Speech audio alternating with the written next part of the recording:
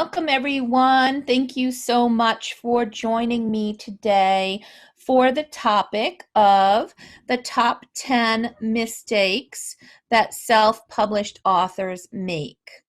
I am April Cox, and it's a pleasure to be with you here today. I'm going to start with a little bit of a welcome and talk a little about my story, and then I will move into the presentation, the top 10 mistakes, and then we're going to move on to Q&A. So let's go ahead and get started. My name's April Cox again. I have a number of books that I have created under Little Labradoodle Publishing.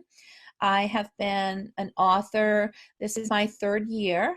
And not only have I published books, but I have a real passion for trying to help others publish books as well. So, along with my own books and activities, I also run courses, events like this, where we have topics and run through important information to help teach others self-publishing as well. One of the biggest problems that I see when it comes to self-publishing is that people just don't know where to begin. They don't know why it's so complicated, and there's lots of roadblocks and things that can get in the way. So to answer that, I came up with a course and a program, which I lovingly refer to as my author work group, called Self-Publishing Made Simple. And as we go through this, you may see some references to that in the slides, but I will also talk more about that at the end and answer any questions that you have in the Q&A. So the number 10, we're going to go count backwards from 10. So the 10 biggest mistakes that self-publishers make that cost a ton of money and add time to your schedule. They're not planning for your success, number 10. If you fail to plan, you may as well plan to fail. What are your goals? How are you going to get there? Anything in life that you need to do that's a major accomplishment, you should be putting a plan together to do that and get that roadmap get some proven resources to help you and get that step-by-step plan rather than just flying by the seat of your pants and trying to learn as you go, because that can be extremely expensive. I actually had an author recently share a story with me about her book. She ended up in my author work group, and she said she had spent so far a couple $1,000s, and she was just getting ready to restart her book because what she had done she felt wasn't a high enough quality. So she joined my group and started over. And I said, well, what did you spend that money on? And she said, learning. I made mistakes and I went with this illustrator and that person and started working through a lot of this stuff on my own, and it was mostly just learning. And so you don't want that to be the case. You want to be able to have a plan and be able to get through the proven roadmap and really have someone holding your hand to go through that. So that's my recommendation. Number 9, biggest mistake, not investing time to learn. There is a lot of things, because self-publishing covers a lot of territory. You have many hats you're going to wear. You're going to have a marketing hat. You're going to have a project management hat. You're going to be searching and researching things. There's a lot for you to learn.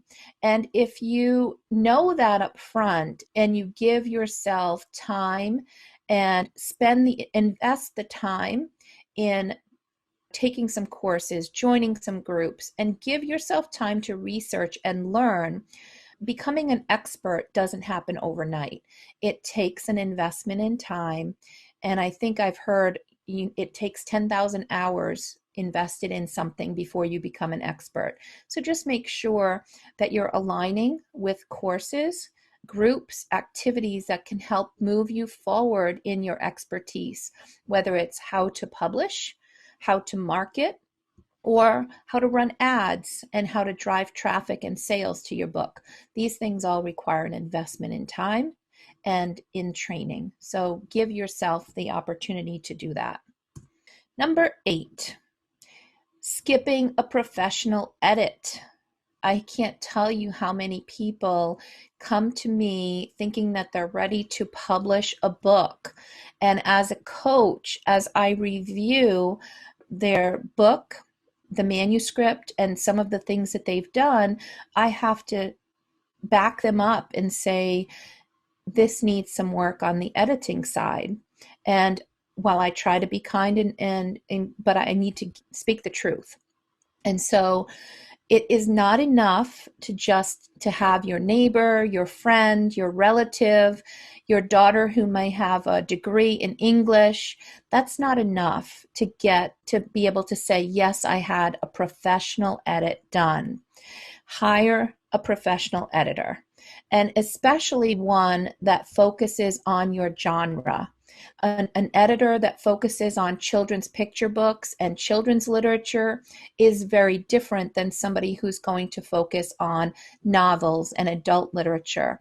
So you want to make sure that you have an experienced person on your side going through the developmental edit, the arc of the story. How does your story flow?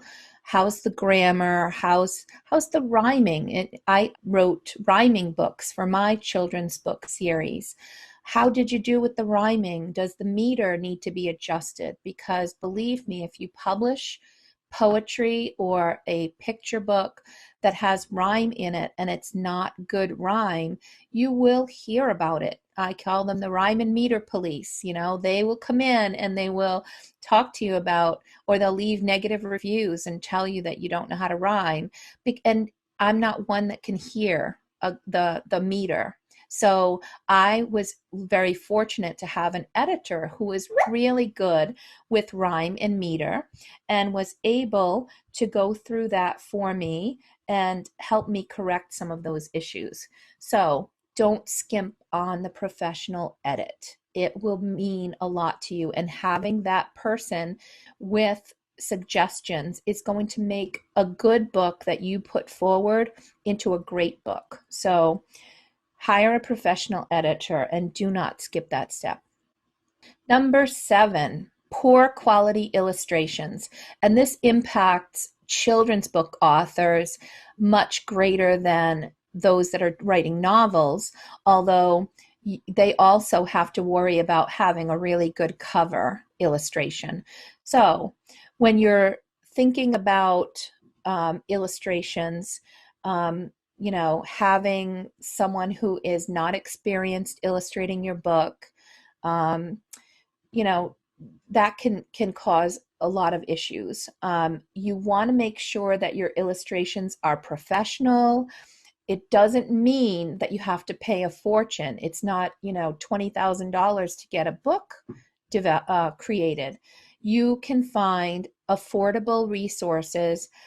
These here that I show are illustrations from others in my author work group, and those that I've coached that have beautiful illustrations, and the price is extremely affordable. So make sure that you do not skimp on those. Don't, if you're illustrating yourself, there's also great opportunities for you to get some assistance in organizing those illustrations or enhancing them to create something really beautiful. I've been fortunate to work with a couple of author illustrators, one of which had, very simple illustrations, and her book was a very simple toddler book.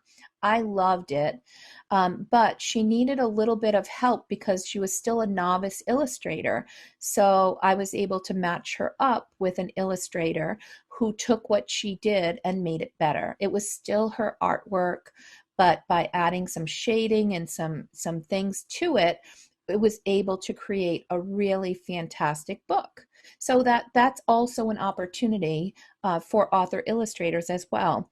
And having someone who will review your book coach you through it and let you know, hey, I can get you matched up with someone who can help you more with that.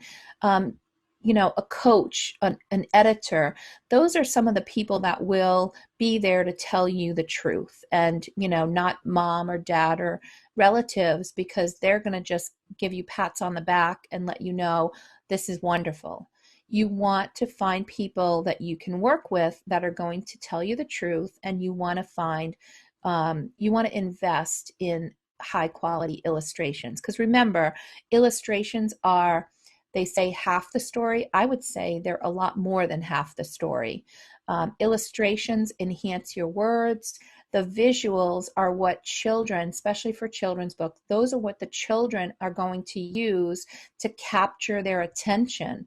They love bright colors, beautiful illustrations, and without that, you're going to lose them and your sales are not going to be there. So don't skimp on illustrations if you want to create a really high quality picture book. And if you are creating an adult literature or a middle grade book and all you need is a cover, wonderful. It's one illustration, front and back cover.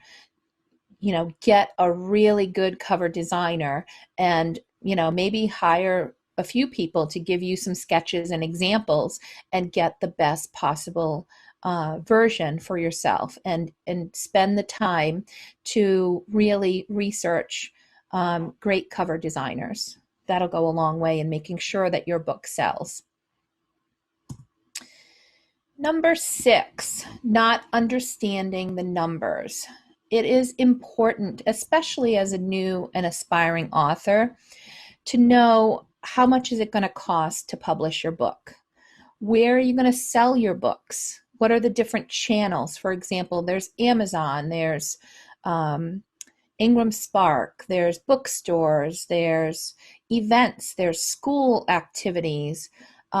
What are you specifically going to do to get your books sold? How much will you make on each of the books?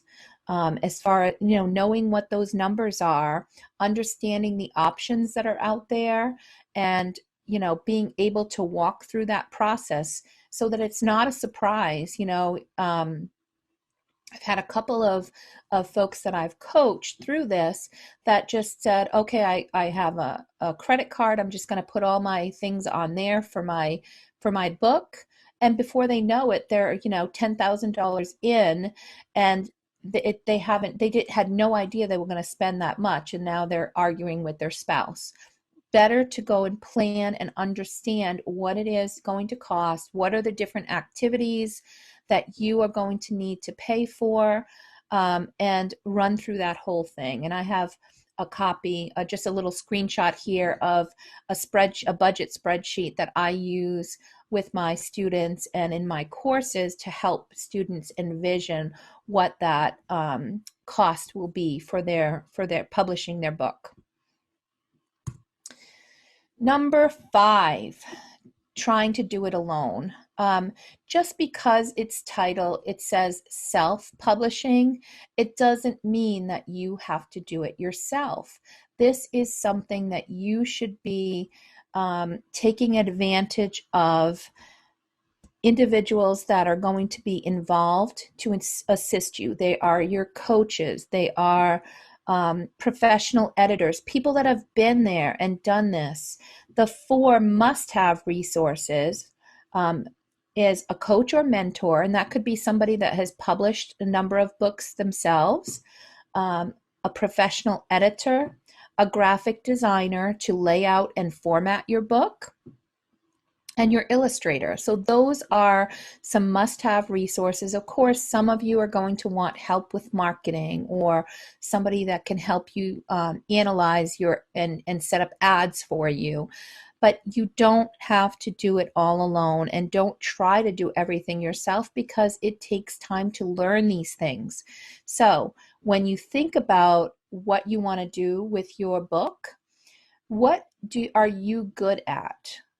Some people are really good at marketing, or they're really good at writing and they love it, but they're not so good at marketing, or they're not so good at editing or keeping within a schedule. managing things, project managing what they're doing. They need an accountability partner. So know yourself. Think about the things that you do yourself versus the things that you'll need to bring other people in for. And you can ask authors for recommendations. You can join author illustrator groups, and you can find some really great partners there. There are critique groups and things like that that can be really beneficial. But find your community, find your people, and help one another to move things forward. Oh, I should go back. One more thing. I had, you can also find some of these resources on Upwork, Readsy, Fiverr. There are, work sites where you can say, search for a professional editor. Just be careful with some of these. Make sure you check, the feedback. Sites like Fiverr, especially, because you can get some really great prices, low prices, but resources come and go, people come and go. They seem to go on there and then they're off. And it doesn't happen with all of them, but I had a fantastic copy editor that I loved, and she was on for a few weeks and then she was gone, and I have no idea what happened to her. It seems like it was a temporary gig for her, and I lost a really important resource that I really enjoyed and loved, that I would have continued to work with, but I had no way of doing that. So and sometimes you can find resources on these sites that passing themselves off as a professional illustrator, for example, and you find out after working with them that that's just not the case. So be careful, buyer beware on some of those sites. You can definitely find better resources by getting referrals from authors and illustrators. And for those that I work with, I have recommended list of resources for illustrators, editors, graphic designers. So, you get the network and the community, which is a really important part of being able to move forward with resources that you can depend on. So you can do that yourself through author referrals. And if you're looking for help with finding resources, that's something that I can help with as well.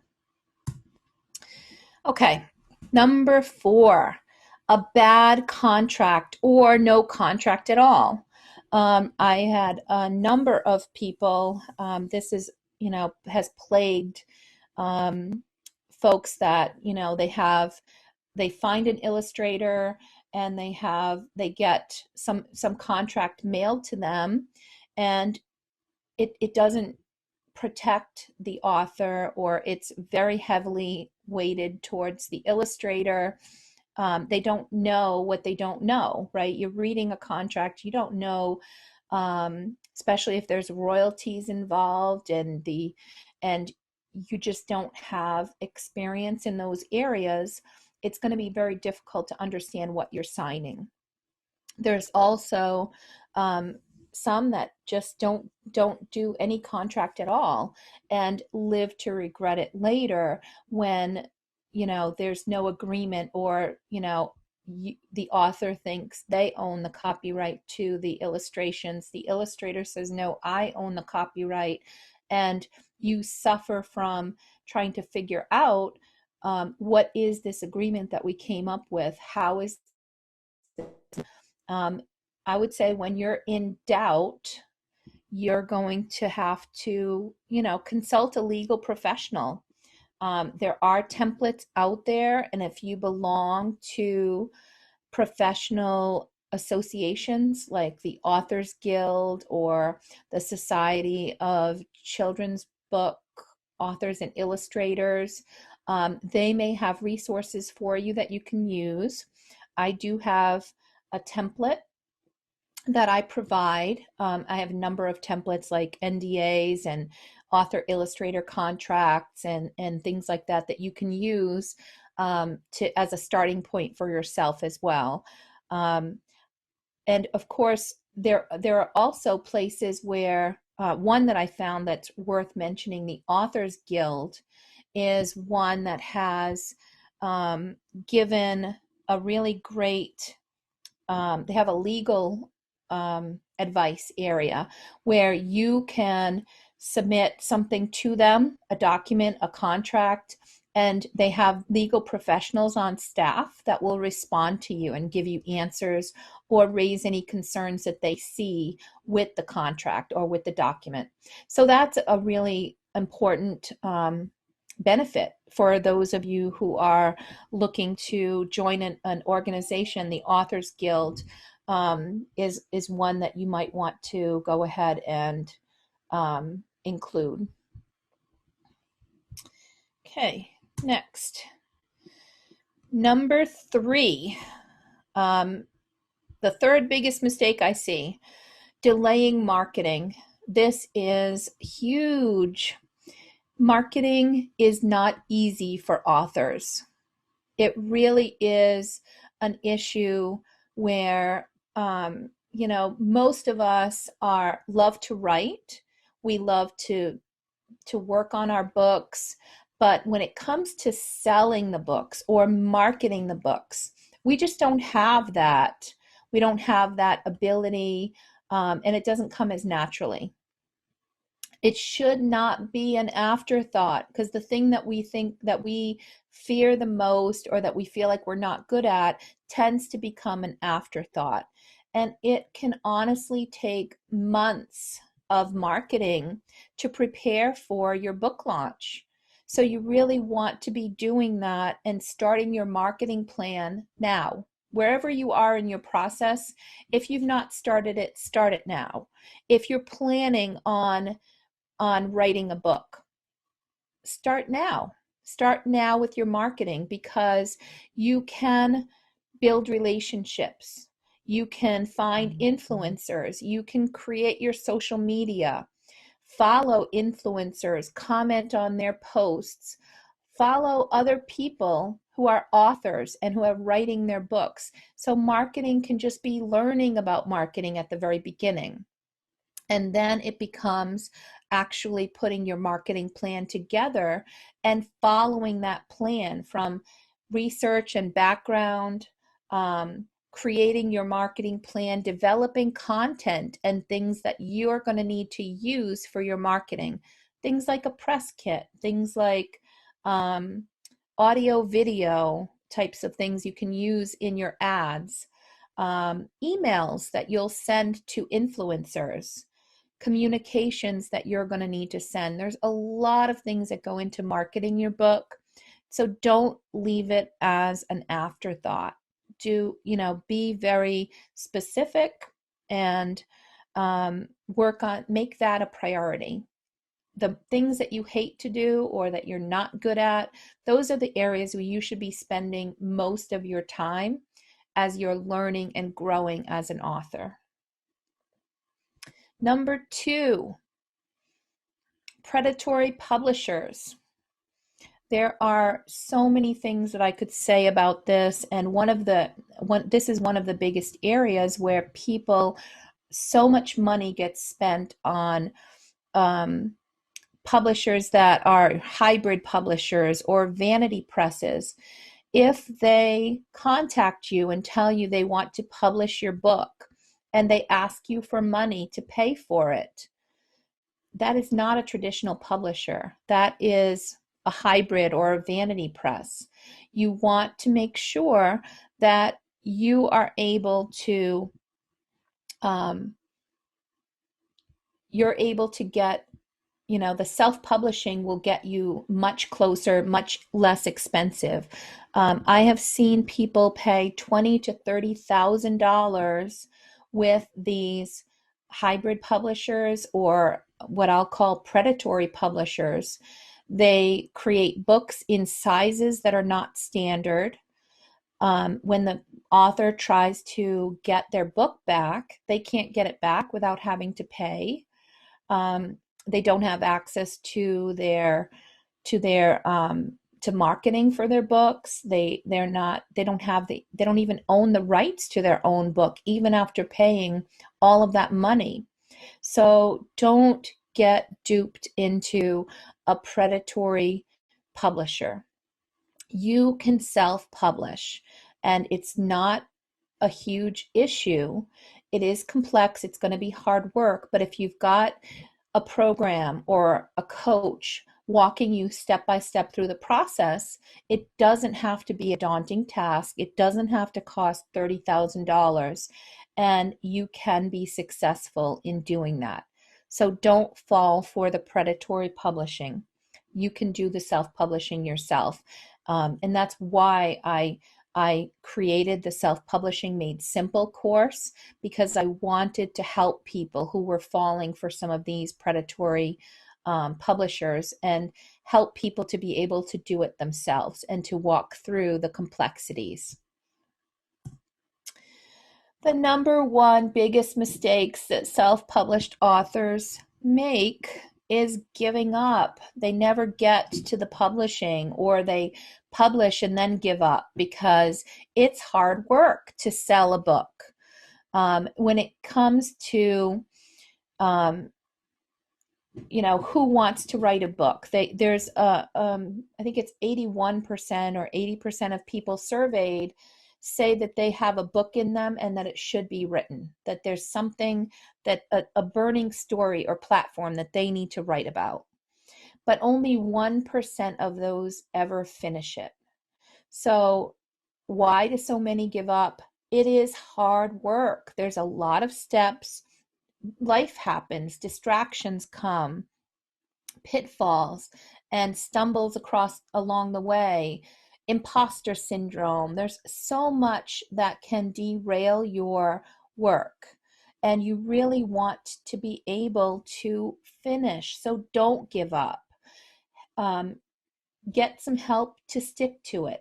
That means that could be getting an accountability partner, joining in a group, get a coach or mentor or a course that will take you step by step through the process, so that you're able to get the help you need and you won't fall and get distracted without having people pulling you back and saying, let's go, how are you doing, let's keep it going. So make a plan, tell other people, and reach out for support if you start to feel like you're frustrated and ready to give up. I can't tell you how many authors I feel like I've talked off the ledge, and sometimes there's kind of a running joke of, I'm a doctor of publishing, and sometimes that requires listening to just frustrations and just letting people share their frustration and encouraging them to get them to keep going.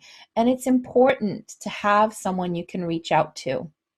It doesn't have to be me with my coaching. It can be anybody. You can have that accountability partner, join a group, whether it's a writing group or a self-publishing group. Get the help you need and get that community of people that are going to cheer you on, because that is going to help you to move forward in those times of frustration. Okay, so recap of the top 10 mistakes. 10, no plan for success. Number 9, not investing time to learn. Number 8, skipping the professional edit. Number 7, poor quality illustrations. Number 6, not understanding the numbers. Number 5, trying to do it alone. Number 4, having a bad contract or no contract at all. Number 3, delaying your marketing. Number 2, getting involved with predatory publishers. And number 1, giving up. So the solution, one solution that I would like to propose for you is to consider joining my Self-Publishing Made Simple. I do have a number of benefits here that I'm highlighting. I have a new group that's starting on August 18th. It is going to be a 12-week group. We have, it's made specifically for new and aspiring authors to help you create high quality books, to go have a structure and accountability. You will receive assignments and videos. You'll have live sessions with me and coaching one-on-one, and you'll have a very strong community that will also help root you on and keep you going and reduce some of that stress and frustration. So, again, the new group is starting August 18th, and if you want to learn more about the group, you can visit www.thelittleLabradoodle.com, and you will go to the author services and the self-publishing made simple work group. So I'm going to go ahead and stop there and invite questions. You can feel free to go ahead and ask your questions, and feel free to take yourself off of mute. Let me unmute everyone. Okay, I'll start. Okay. Number 3 on the marketing author platform. I know I've been with you for a while, but still that author platform to me is such a general term.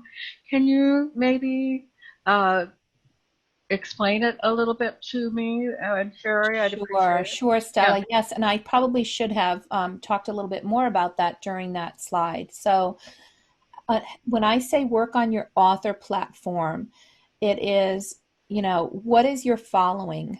How many email addresses do you have? What type of following do you have in social media? Now, you don't have to have all of these different social media accounts, but pick one or two that you really want to focus on and develop followers. Follow people that are like-minded. Reach out to influencers. Another platform would be your website. As an author, as a new and aspiring author, you might want to have, just a one-page website about yourself, maybe a blog. That's a part of your author platform as well, where you can write and write about what your book is about and share those articles. Get to create that following, whether it's in join Facebook groups that will help you develop collaborations and friendships that are going to be there to help you and cheer you on as you go as well. So working on that's what I consider your author platform, is all the different places that you're building a following, you're building fans, and take them on your journey. If today is day one and you are a new and or aspiring author, tell somebody that you're writing a book. Post it on your social media. I've decided, I think I'm going to write a book, and I'm going to, and you can give sneak peeks of things. You can take them on their journey and make them want to follow you. Maybe they'll sign up for your email list. Maybe they will, when you're ready to go, they'll be cheering you on, and they'll be one of the first ones to click when you've got a new book for download or to purchase. But you've got to build that platform, because if you don't have the followers, family, friends, colleagues, like that, all of those people that are going to be rooting you on, those are the people that are going to help you with sales, help share your posts, share information about your book, and not just share it, but endorse it and say, you've got to check out this new book. It's great. Who's going to do that for you? If you don't have an author platform with a following, then when you publish your book, you could be publishing to crickets.